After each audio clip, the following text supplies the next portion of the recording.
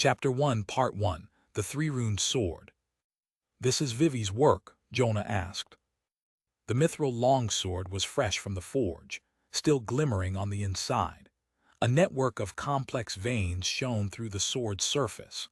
Within flowed a current of ether, strengthening the sword far beyond mithril's ordinary capabilities. Glyph-like runes on the sword's hilt identified the weapon as a rune sword. Vivi kept her head low, heart thumping. Jonah had never taken Vivi's work seriously.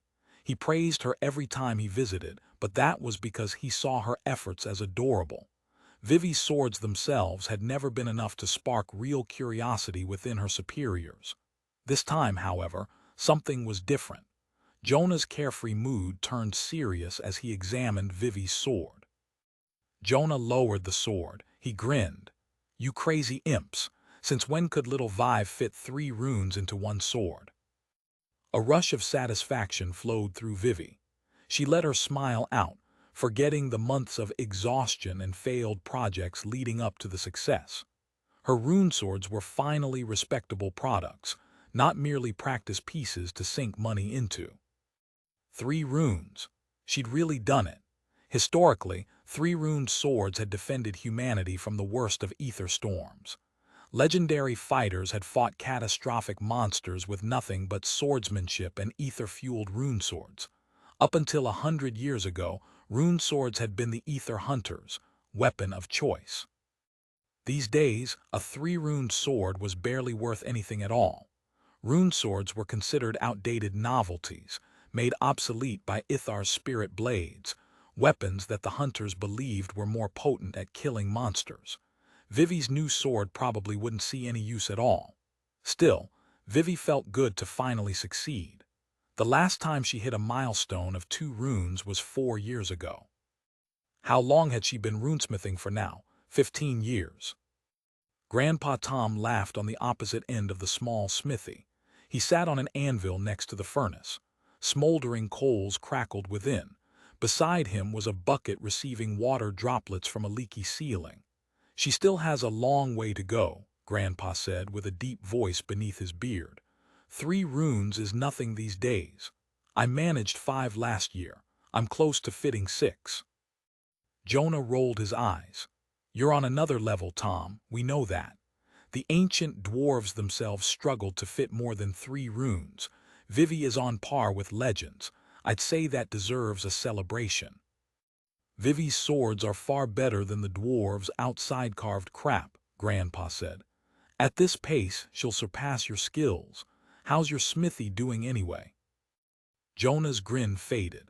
He sat down on Grandpa's creaky old couch and poured himself a cup of tea. Jonah appeared much more sophisticated than usual.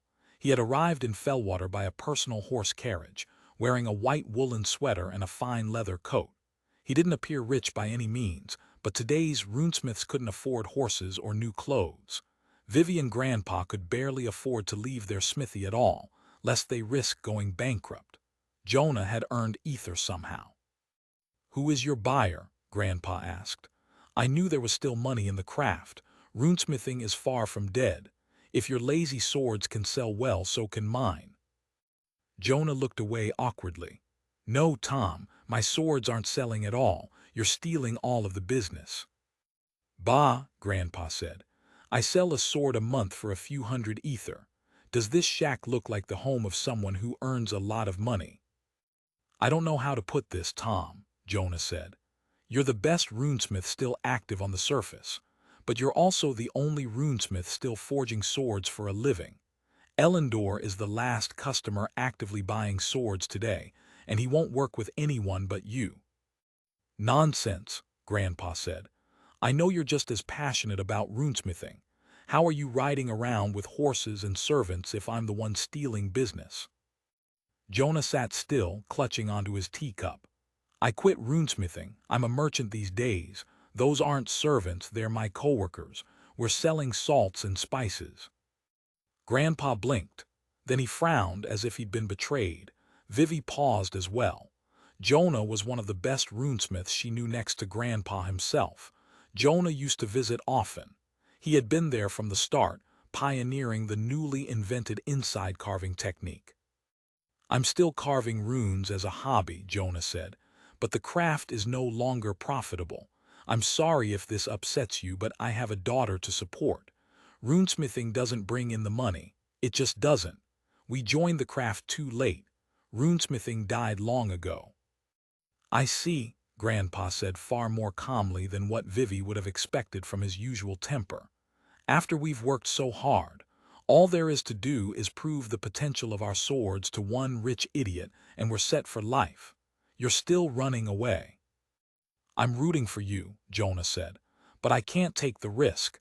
Neither of us can live through another year of poverty. Chapter complete. If you enjoyed it, like, comment, and subscribe for more light novel adventures. Part 2 is ready, so don't miss it.